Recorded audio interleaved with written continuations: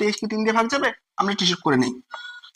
1 যোগ 2 যোগ 3, 1 আর 2 যোগ করলে কত হয়? 3, 3 আর 3 6, 6 যেহেতু 3 দিয়ে ভাগ যায়, 3 দুগুণ 6, তাহলে এই সংখ্যাটা পুরোটাই 3 দিয়ে ভাগ যাবে, মানে 3 দিয়ে কাটাকুটি করা যাবে।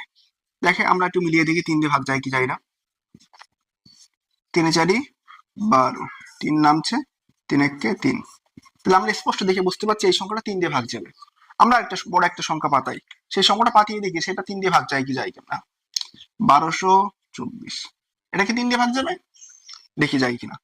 1 আর যোগ করলে কত হয়? 2, 3, 3 আর 2 5, আচ্ছা 9। এই সমস্ত সংখ্যাগুলো যোগফল হচ্ছে 9। 9 যেহেতু 3 দিয়ে ভাগ যায়, তাহলে এই টোটাল সংখ্যাটা 3 দিয়ে ভাগ যাবে। আমরা আরো বড় সংখ্যা পাতাই, 5 7 9 2 4, এই সংখ্যাটা কি 3 দিয়ে ভাগ যাবে? দেখি, চেষ্টা করে দেখি। 5 আর 7 কত হলো? 12, 12 আর 9 21, 21 আর 2 23, আচ্ছা 27, 27 যেহেতু 3 দিয়ে ভাগ যায়, 3 নং 27, তাহলে এই পুরো সংখ্যাটাও 3 দিয়ে ভাগ যাবে। এই যে আমরা 3 দিয়ে ভাগ করার একটা সিম্পল একটা নিয়ম শিখলাম, যে এই সংখ্যাগুলো যোগফল যদি 3 দিয়ে ভাগ যায়, তাহলে আমার ওই সংখ্যাটা টোটালটাই 3 দিয়ে ভাগ যাবে।